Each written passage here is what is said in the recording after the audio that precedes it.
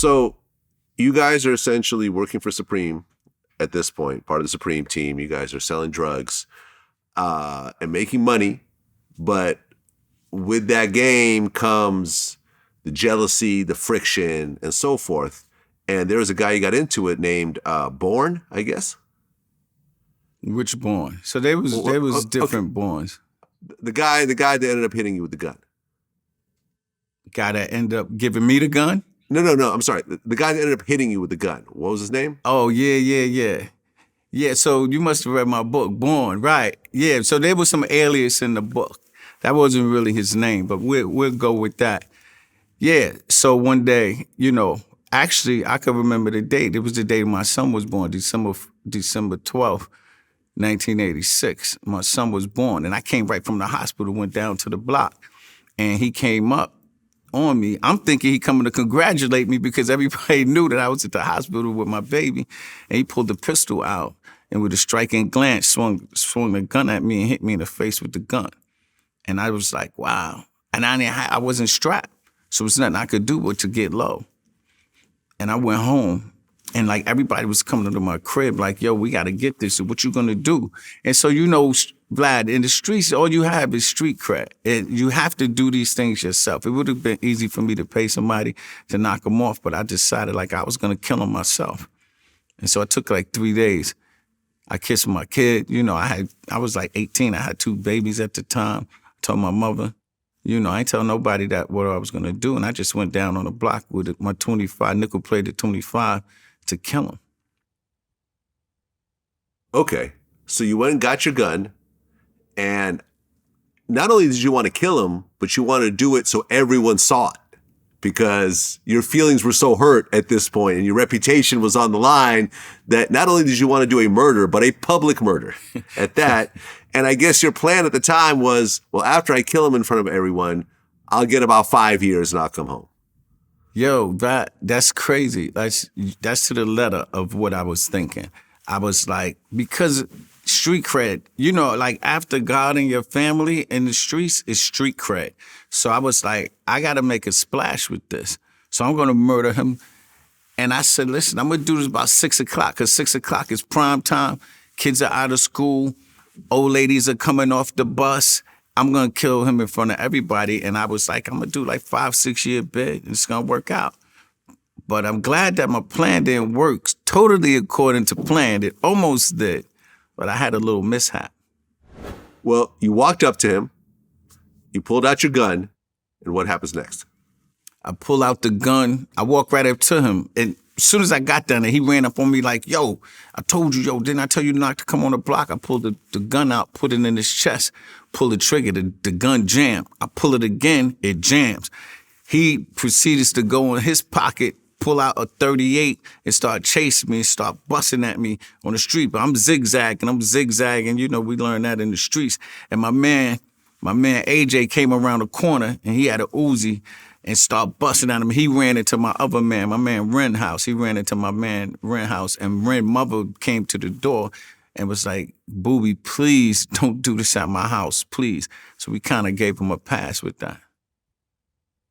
Okay.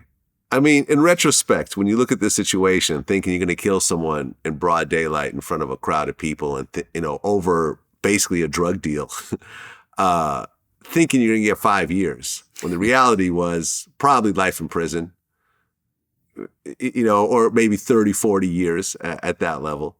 How'd you come up with that whole 5-year number? I did. Listen, you got to understand, I didn't really know the criminal justice system. I didn't know how it worked. We was just young kids. We was just out there in the street. I know if you kill somebody or you shoot them, you go into jail. And you got to understand that I've seen many people go to jail and come home after a few years for shooting people. This particular person who I pulled the gun out, he just shot a female cop in the chest. Maybe a couple of years ago, he did a little stretch. It was him and a couple of people. So, to me, the numbers, I didn't know nobody was doing life. People was going to jail. It was a revolving door. So I figured I was going to pass through that door myself. But in hindsight, if I would have been knowledgeable about what the criminal justice system is, especially during the Rockefeller days, law days, I would have probably still been in prison. Right. So you try to kill him. He fires back, misses you. but you guys are all living in the same neighborhood. Does he know like where your mother lives and everything else like that? Yeah, we played Little League baseball together. He knew my whole family. I knew his mother. It's funny you said it. I just saw his mother at a funeral maybe 3 weeks ago for a mutual friend. And listen, it is what it is. So what was happening back then, it was again the street cred. So he knew that I wasn't no punk. He wasn't just gonna punk me anymore. So he knew like if he came at me, I was gonna be prepared. From that moment on, I never left my gun home. I carried my gun with me every single day. Because after the gun jam, I took it to my man, and my man just slid the rack. Because Vlad, we didn't even know what we was doing. We was young kids. I didn't even know you had to slide the rack to chamber a bullet. I had just brought the gun for 3 vials of crack from a crackhead, maybe a few weeks later. I didn't know that I had to slide the rack to chamber a round to pull it, but if I would have knew that, I would have killed him. Because my man was like, yo, you got to slide the rack to chamber a round. Okay, but now the beef is on. You try to kill him. He fired back. And I assume over this whole incident, no cops arrested anyone or anything else like that. It was just like no one saw nothing pretty much. No police at all. No police. Wow. The police really wasn't really out there at that time. They really wasn't out there. And when I was working for the Supreme team, you know, there was a situation where I got caught with a re-up. I got caught with like 300 vials of crack. And the police in a blue and white car, they came up to me, took the crack, looked in the bag, threw it back at me and told me, yo, tell your boss I did him a favor. So I run to my man's house, my boss' house, like, yo, I just got caught by the police. He was like, yo, get back out there. You don't know we paying them off. I found out we was paying them like $15,000 a week. I didn't even know. Remember, I was like a young kid, grew up on welfare. I really was selling drugs to get like sneakers, money, clothes, girls. That's what it was. I wasn't trying to be a killer. It wasn't like that. I was just trying to stay fresh. And which a lot of us, that's what we was trying to do. But when you get caught up in the game, things happen. Well, now you have a beef with this guy. You try to kill him. He shot back.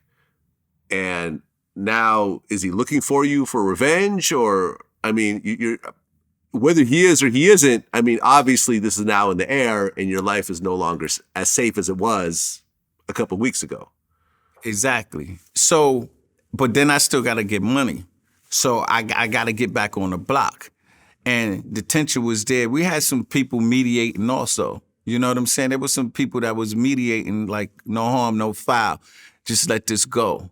And I always knew, like, in the back of his mind, because he was dangerous and people was really scared of this dude. He had shot a cop. He did a few bids.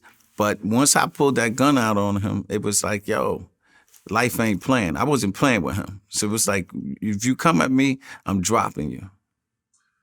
Okay, what ultimately happened to him?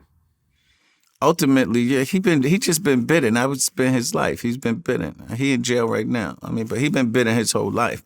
That was just his thing.